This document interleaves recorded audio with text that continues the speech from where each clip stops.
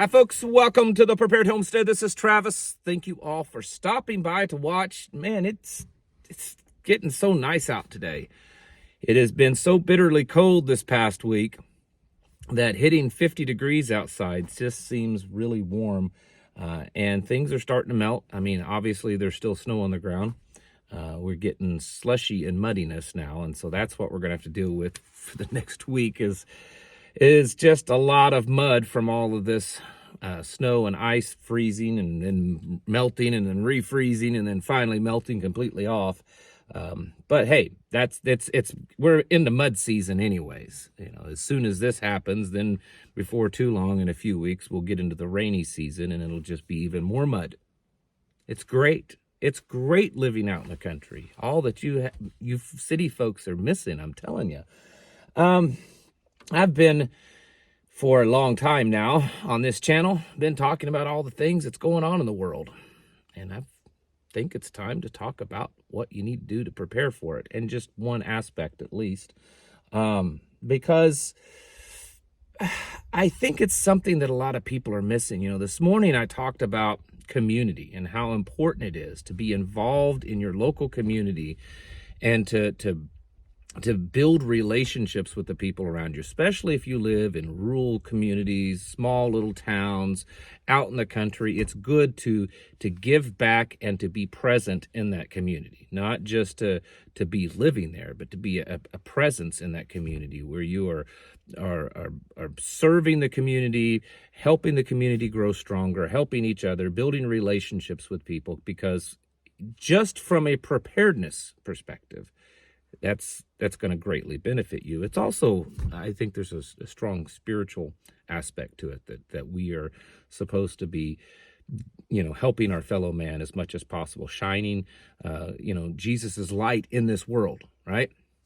That's part of what we're supposed to do. But along with that, an area that people, I think, are missing out a lot on is medical and health. And that's something I do talk about quite a bit, maybe not here on YouTube, because every time I talk deeply about that kind of stuff, YouTube just slaps the snot out of me, demonetizes me. Sometimes they delete the video. Sometimes I get suspended. So that's why I make all that content over on Locals. Whether it's natural stuff or, you know, emergency medicine, any of that kind of stuff, I make that content over on Locals, and some of you get to watch that there. But the reason why, and I understand the whole defense combat aspect of SHTF and prepping and everything, and I'm all for that. I mean, I'm not pulling it out, but I've got my plate carrier and everything right behind me, ready to go. And I think that that's great to do that kind of training. And that's become a popular focus of prepping, the world comes to an end, all that kind of stuff. But what about taking care of injuries? And even more importantly, taking care of illnesses? Because those happen. Those happen right now. People get sick. People get hurt. And you need to have a good, well-rounded understanding of how to take care of that beyond just your basic first aid kit, you know, the IFAC or something like that, which are great. Again, I have a couple of those back behind me too, along with all my EMS gear. It's good to have that basic stuff because you're going to deal with the basic stuff often, but you need to have a well-rounded view and understanding, and don't just think that, well, I'm not a nurse, I'm not a paramedic, I'm not an EMT, how am I supposed to know that kind of stuff? You can know that stuff. It's not that difficult. It's not complicated to learn a little bit more than just your basic first aid, because we could easily find ourselves in a situation where the medical healthcare system is not readily available at all, may not be easily available. It may not be available just for you or people like you because you don't have proper documentation to get that medical care. And then it's just also good to have it because the further you choose to live out away from society, also the further you're going to be from that medical care. And so even today, if you live far away, you should have a very good, well-rounded understanding of medical care. And I find that in the prepper community that it's like it goes to a certain point and then it stops. It stops at, you know, taking care of a wound and bleeding and, you know, slapping some kind of bandage on it. And then that's it.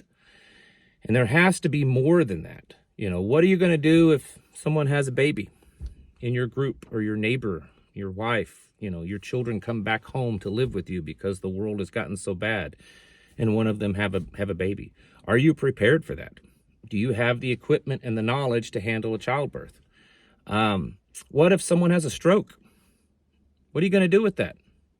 And there's no, you know, professional medical system beyond what you can give. Do you have the possible capabilities and tools to potentially save that person's life if they have a stroke? Depending on why they're having a stroke, you might be able to. Heart attacks, respiratory failures of some sort, you know, coming in contact with some kind of type of poisonous materials, whether it's, you know, a bite or just in contact with you know, breathing it in. There's all sorts of possibilities out there. These things happen already. They happen all the time. That's why you have first responders and EMS and ambulances and all that kind of stuff, because these things already happen. What happens if they happen to you and you're not able to get to that? You're not able to have access. Maybe it's too far away. Maybe it's a bad storm. Maybe the system around us has crumbled to the point that where you can't get that. All those are a possibility. And if your prepping plan is to slap a bandage on something, put a tourniquet on something, slap some, you know, burn dressing or something on a burn, and that's the extent of your, you know, your plan, your knowledge, your skills, then you're greatly lacking. There needs to be more than that. And you know, one of the things that I think that, and there's another, he's not even a prepping channel, really. It's just another channel that I was listening to the other day. And he said, I think everyone should take an EMT course. And I agree with that. EMT courses are not complicated. Depending on where you're at, they can run anywhere between $800 to $1,500. They typically last about 3 months. It's part-time.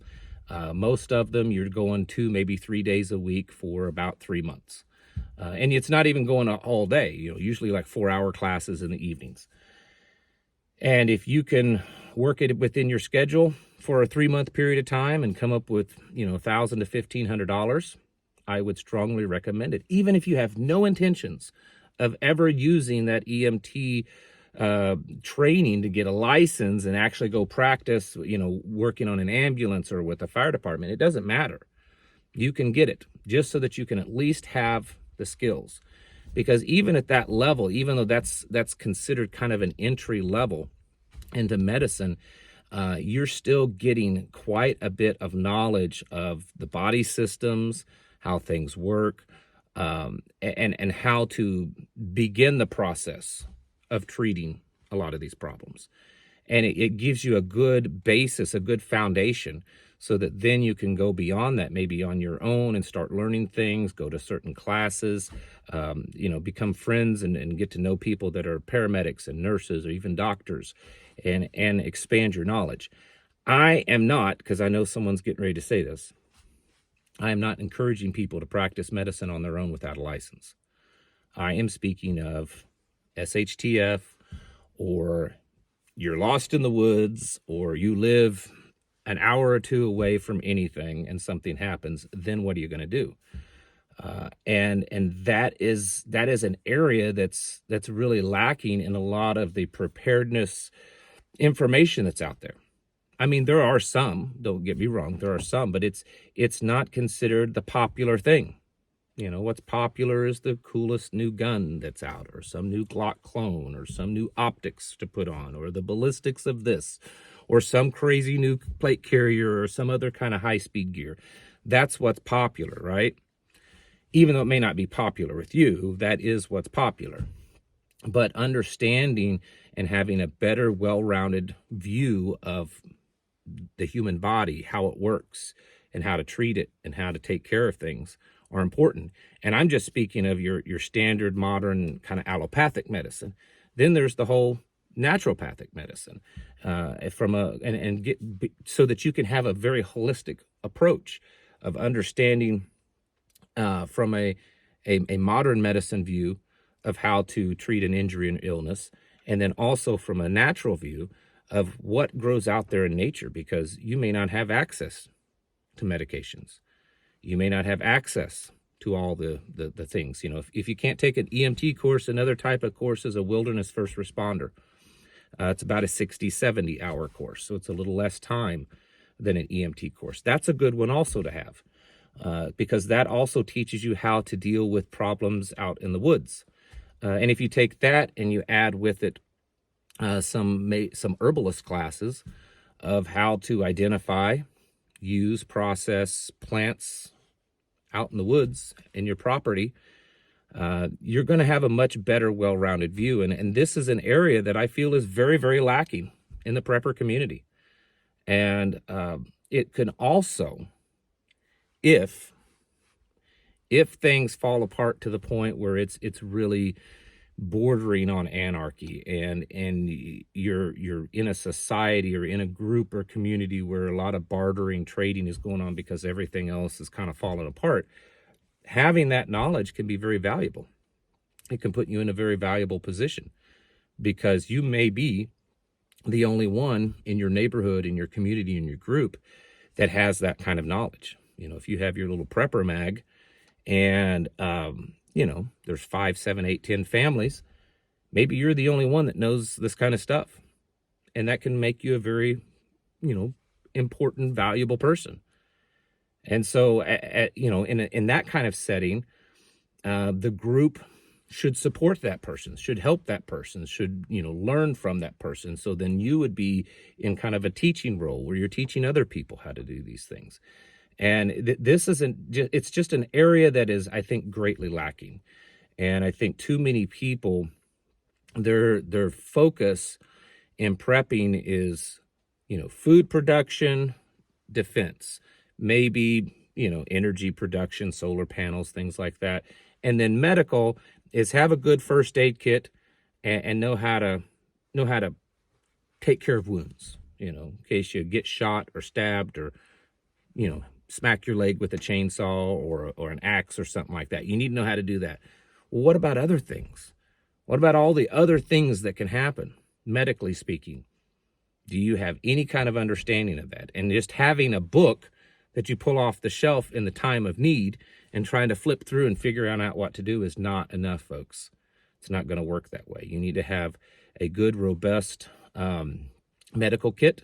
You need to have supplies on hand, especially if you're part of a little prepper mag. Having your own clinic area as a community would be great. You can get a small one of them portable shed kind of buildings and turn it into a little mini clinic for your prepper group. And people can contribute supplies and have a person or two that's in your group that's kind of the medical people. And that's where they would, do the stuff that needs to be done. This is an area, again, that's just not thought about enough. I know some of you are. Some of you think about it, but it's an area that most don't. And you need to be thinking about this. You need to be studying on it. You need to be taking proper classes that get you good certifications. Even though if you don't need the certifications, it's just something that that you've been trained very well, because you received your credentials for this class through the American Red Cross or the American Heart Association or the National Registry for EMT or whatever it is.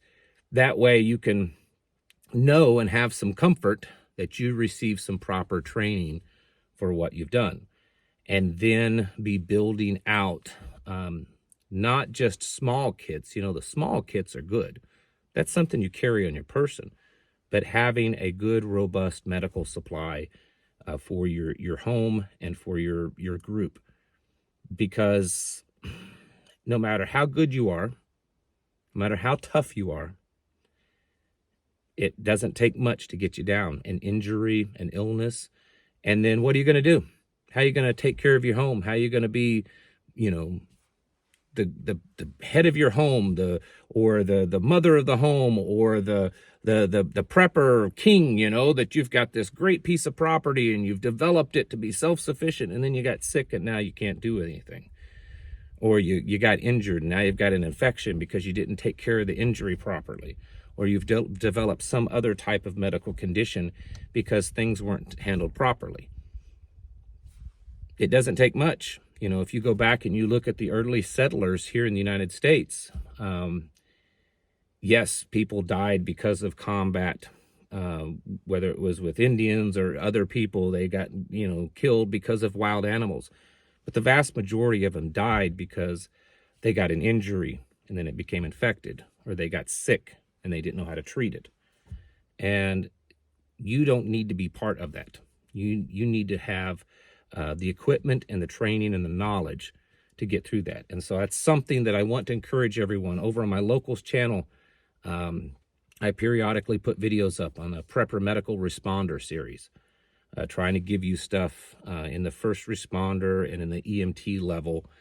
It's just for educational purposes and for entertainment purposes. You're not getting any kind of proper certification, but it's really more to kind of open your eyes and your mind to what you can be learning, because that's a very real reality, especially with all this AI and technology that's being developed. There may come a day that you can't get medical care because you don't have this proper poked in, or you're not chipped in a certain way, or you're not part of some registry. And then now you're just, you know, you can't get it. Just the other day, did you see that in the news that a relative of Vice President J.D. Vance was turned down for an organ transplant because they were not properly caught up on their pokey pokes? Just thinking about it. I'm not saying that you're going to be able to do an organ transplant in the field, but getting to that point to where you just may not be allowed to have access to things could become a reality, and you need to be prepared for it. Folks, it's time to get your houses in order and prepare yourselves mentally, physically, and spiritually. Thanks for watching. Catch you in the next video.